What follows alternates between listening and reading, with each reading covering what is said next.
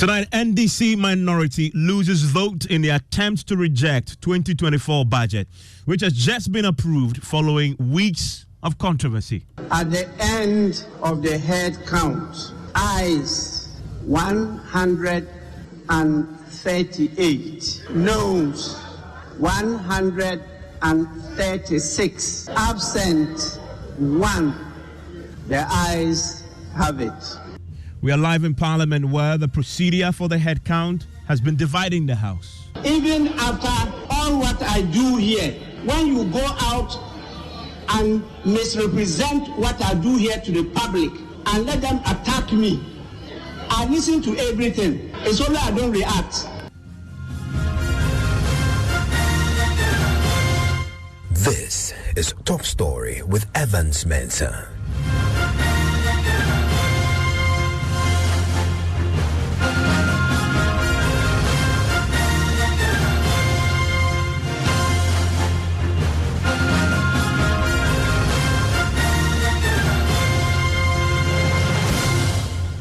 And Top Story is always brought to you by Vodafone. After more than 2 weeks of debate and intense controversy, the 2024 budget has just been approved under controversial circumstances following disagreements over the voting procedure.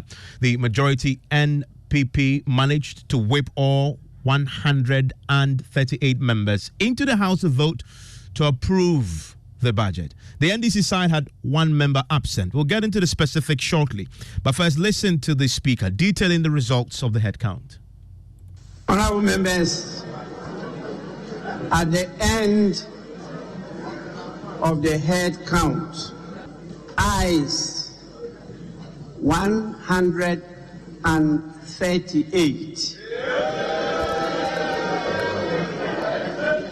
noes 136, absent 1. Honourable members, the ayes have it.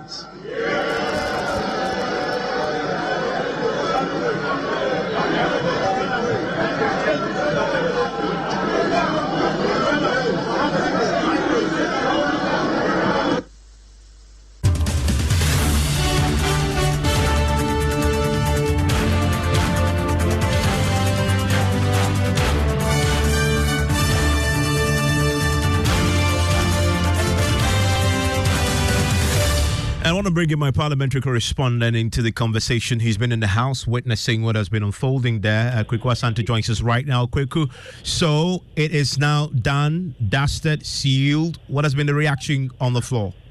Yes, there's been the gavel. The Speaker of Parliament has banged that and declared that the 2024 budget has now been approved. But of course, not without controversy, like you said. Prior to that, there were some attempts to erect a head count that did not survive. But the majority leader has been concerned that the minority knew this was coming, but they still insisted that they wanted to go through this process. They knew that if the majority side are able to bring all their numbers, the budget will be passed, and the fate was already known from day one, but they would not budge. And so they were concerned that even ministers who had to be on official duties, ministers who were unwell, have all had to be ferried to Parliament today at such extraordinary cost to the state, just because the minority wanted to make a point. And before we go into the controversy, because at the beginning of the day when the head count was due, there was some controversy on this. When you look at the numbers, it suggests that on the NDC side, one person was absent. Do we know who? Yes, the MP for Asin North, James Jatikwesen. I should put on record that since the start of this meeting, James Jatikwesen has not been in Parliament. The understanding and the communication has been that James Jatikwesen has not been well and had to be lifted outside of the country for medical attention and has not returned into the country. In fact, his trial is currently on hold. And so James Jatikwesen was expected not to be in Parliament today. And when the vote went down and his name was mentioned, all the attention turned to his seat, but it was empty. So the absent member of Parliament for today's count, the only of the 275 MPs who was not around today, was James Jatikwesen, the MP for Asin North, who is currently outside of the country because of ill health. last week, the majority side also admitted that they had 3 of their members absent, and I believe that also included Kennedy Japan. Were they all in the House? Obviously, they were. Yes, Kennedy Japan was in Parliament. In fact, I see him just about now walking out of the chamber to go to his car. There was also the Deputy Finance Minister, John Kuma, who was not available. Another Deputy Minister for Foreign Affairs was also not available. So they had those 3 MPs not present. But in fact, also, beginning of this week, a number of key ministers of state have all not been in the country, having traveled to COP28 in Dubai, that event. But this morning, all of them arrived in the country. In fact, the Minister for Energy actually arrived in Parliament this morning. Right from the airport, he came to Parliament. And so it was full seats on the majority side. Everybody was on hand, present for this crucial vote on the 2024 budget. With the Finance Minister himself sitting in at occasional periods, throwing his head around, trying to see if everybody was present. In fact, at one point, when the Deputy Minister for Finance, Abdullah Sari's name was mentioned, she was not in the chamber, although she was around. She had to come in running, raising her hand that she's available to be counted before she was marked present. And then there was this controversy about the procedure itself. What was this about? The Speaker had the House start the process, and then there was an intervention. Yes, the former Attorney General and MP for Esikado Kitan, Joe Garte, was on his feet. He says that this Parliament has adopted a certain anomalous procedures on voting on the budget statements and economic policy. He thought that was completely alien to the Constitution of Ghana and the standing orders of Parliament, and that the budget statement and economic policy in and of itself does not require any vote except the state and the estimates from the MBAs and the Appropriation Act itself. That is what there must be a vote on. So according to him, there should not be any vote on this. Listen. We'll get him pretty shortly. Then the majority leader also comes in with this his objections to the headcount procedure, whether it's excessively or not. Yes, in fact, at one point, the Speaker of Parliament decided that the mode of voting he was going to adopt was that MPs were going to stand up in their chair, and not only that, they were going to shout whether they are for the budget or against that. The majority leader clearly was not happy with that and said that they had no basis in the standing orders. Mr. Speaker, there is no doubt at all about what is contained in our orders. Our orders provide Order 1132. A member may call for a headcount or division if the opinion of Mr. Speaker on the voice vote is challenged. That was what was done by the Deputy Minority. And 1134 provides, in the case of headcount, Mr. Speaker shall take the vote of the House by calling upon members who support or oppose to his decision successively to rise in their places. Mr. Speaker, so for those who support it, who said the ayes have it. So now it will be for you to ask who support the ayes, and then the ayes will rise up to be counted. That is what it is. Those who are opposed to it, who said no, you call for those who support the no, and they'll get up. This is the convention and practice of this house. Apart from this prevarication and trying to vary the odds, I'm pleading with you. Let's conform to what we have been doing always. Call for those who support the ayes, they will rise up. It doesn't necessarily mean that it will be one side. They may come from the other side as well. So let's do that, and then we'll move on. The greatest effect. And quickly, the minority's reaction? Yes, the minority leader stated that the standing orders were clear on the procedure, and that as far as he's concerned, the Speaker of Parliament had not breached the standing orders nor done anything wrong in terms of deciding that was the mode of voting. Mr. Speaker, I see no reason why we should litigate over this matter. Mr. Speaker, I say this because you are absolutely right, Honorable Speaker.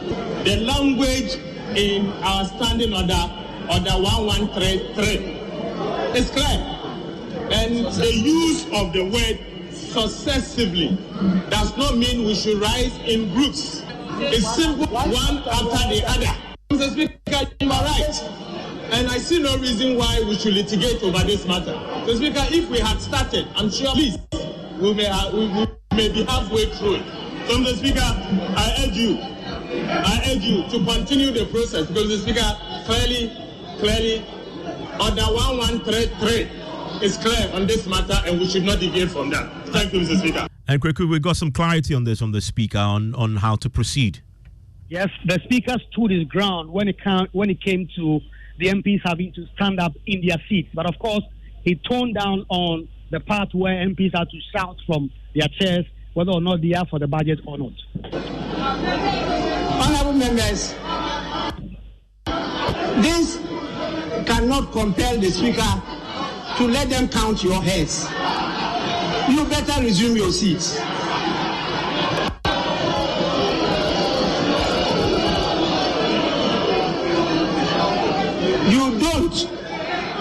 You don't achieve anything by this. Even after all what I do here, when you go out and misrepresent what I do here to the public and let them attack me, I listen to everything. It's only I don't react.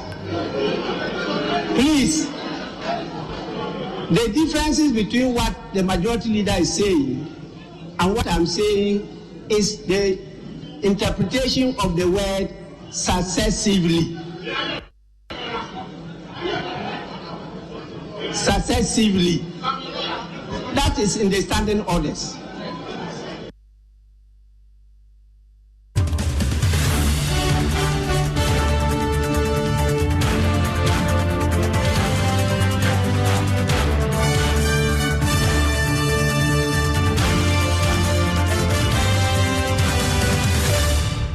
So the budget is now approved, and I want to bring in right now Murtala Mohammed. He's a Tamale Central MP. Also joining us is Kojo Ponkrumah, he's Information Minister. Thank you, gentlemen, for your time here on Top Story. Mr. Mohammed, this was always the outcome that everybody was expecting. The minority side insisted that they wanted to get to a vote.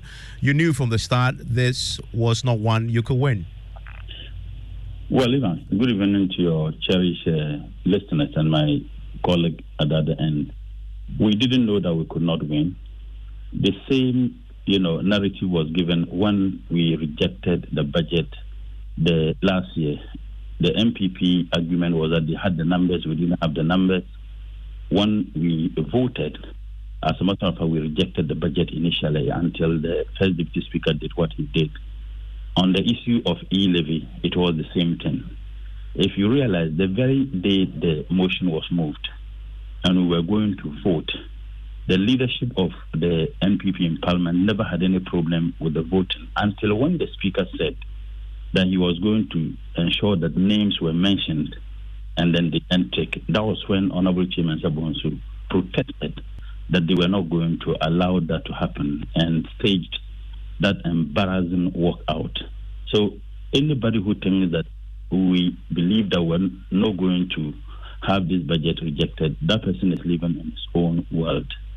So clearly, as a matter of fact, the outcome of it hasn't changed anything. We protested against the budget because of the taxes imposed on the already depressed Ghanaian. We raised several issues in the budget. But let my colleagues not celebrate yet. What is critical is not even the approval of the policy statement. What is critical is the approval of the estimate. And mind you, every component of the estimate is going to be voted upon. And I'm not too sure whether they will be able to garner all their ministers and other people to be in the chamber throughout. So we're not doing that just for opposition's sake. We're doing that anchored on convincing reasons that this budget was empty and that this budget was going to worsen the situation of the ordinary Ghanaian. And these were the basis on which we opposed to the approval of the budget. Of the budget. Mr. Ponkrumah, so he says, do not celebrate just yet because you have the estimates coming up and the same opposition and resistance you face with this budget. Today, you may have just won in this battle, but the war is ahead. Your reaction to that? Evans, good evening to you. Good evening to my brother Murtala and your listeners. I don't recall saying that we are jubilating or we are happy. No. So the conversation that we shouldn't jubilate yet, I don't even think is the matter. before us. We have just finished one process, which is getting the economic policy approved. And we now have to go through the estimates sector by sector and then put it all together in the appropriations bill. And then on the other side, we have some revenue bills that we have to deal with. We are very clear in our minds that our brothers on the other side, at this stage, because of the slim majority we have in Parliament, want to play a political game of subjecting everything to a vote, even when it is not a matter in contention. And on our side, we have to ensure that our members are all in the House when it matters to overcome those hurdles that they have advertised that they are going to put in the way of the Republic.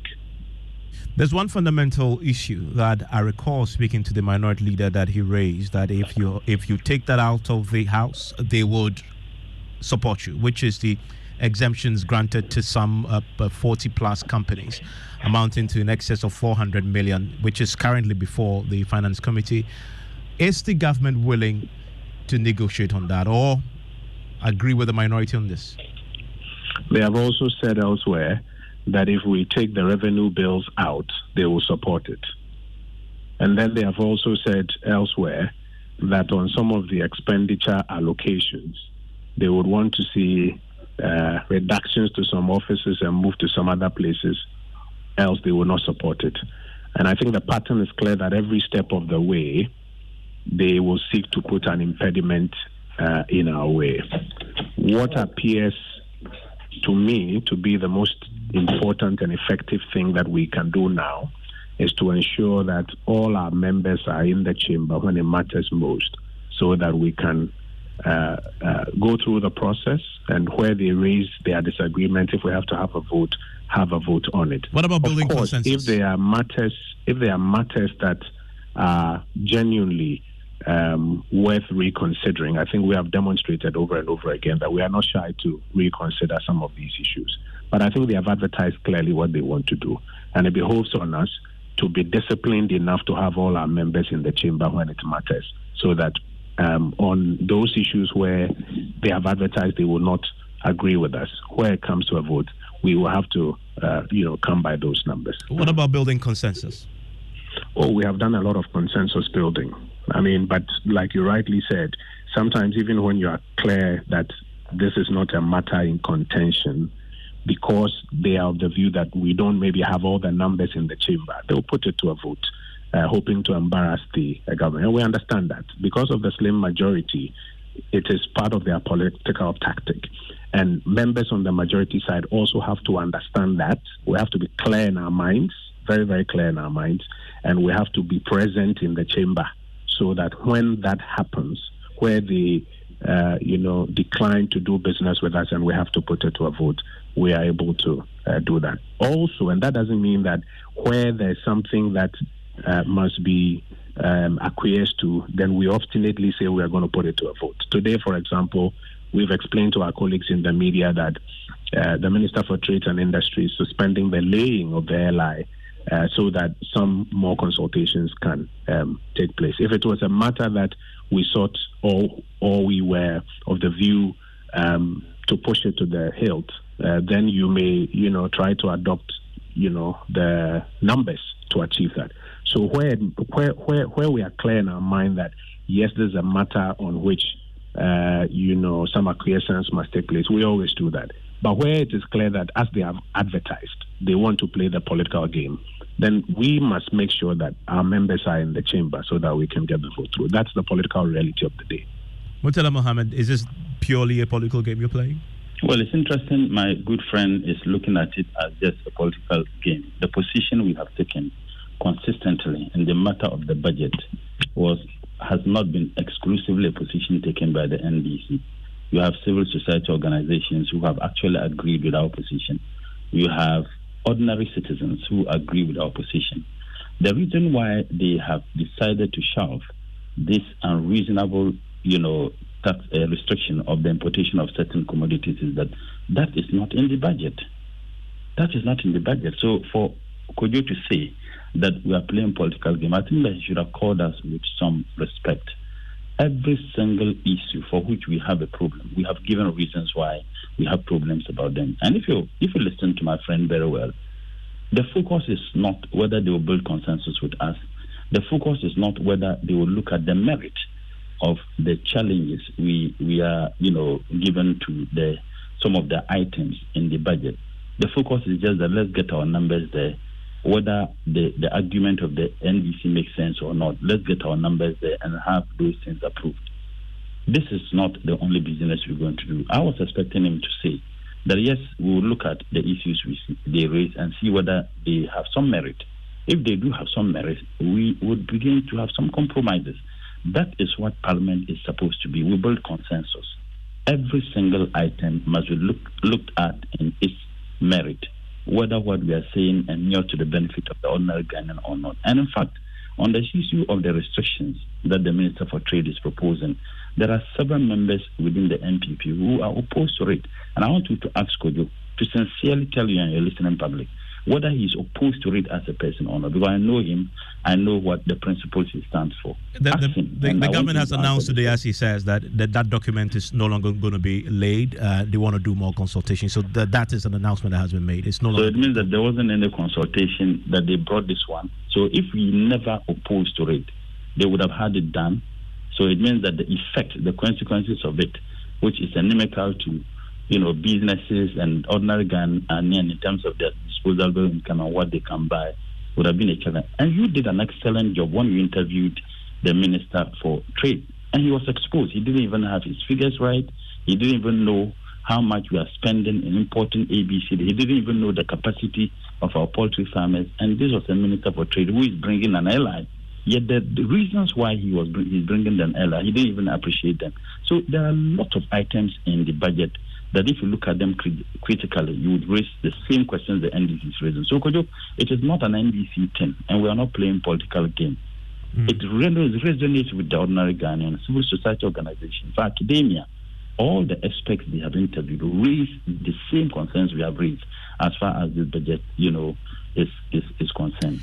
Government wants to mobilize about 11 billion, yet you are giving tax exemption to certain entities amounting to over 400 million. And again, just in this same parliament, and Kojo was in parliament, we gave tax exemption to two companies in the name of 1B1F amounting to over $11 million. And Kojo, ask your reporter, myself and the MP for Bali, we opposed it on the floor, yet they had this tax exemption given because the reason why we opposed was they wanted to see proof of jobs that those companies were creating. Yet there wasn't any proof. And I can tell you on authority that the information I had was that the goods for which the exemptions were sought were already in Ghana, which is illegal.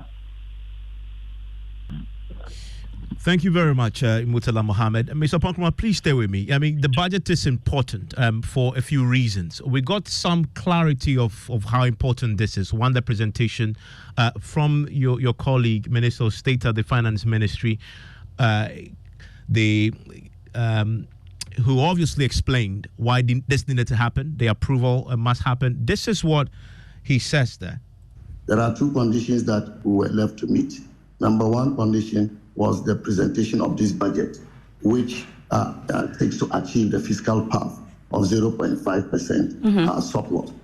And number two is to have an agreement with our creditors as far as the negotiation over the restructuring of the debts are concerned. So this budget has been presented, and so one of the two remaining has been met. We are determined to conclude the negotiation to get some agreement, which the fund has indicated to us they will accept, for them to set a board date and then approve it. When are we getting those agreements? When are we getting those agreements, especially with our external creditors? When are we hoping to get that? Well, we're hoping to have this agreement soon, and the next tranche should happen in the last week of November to the first week of December. Mr. Pankrama, the first of those two conditions, he says, the budget is now out of the way. That, by the way, is Mohammed Amin Adam. He says the second, of course, is to get that agreement from the external creditors to pave way for that release of the 600 million and to go before the IMF board. What's the update on that second leg of this?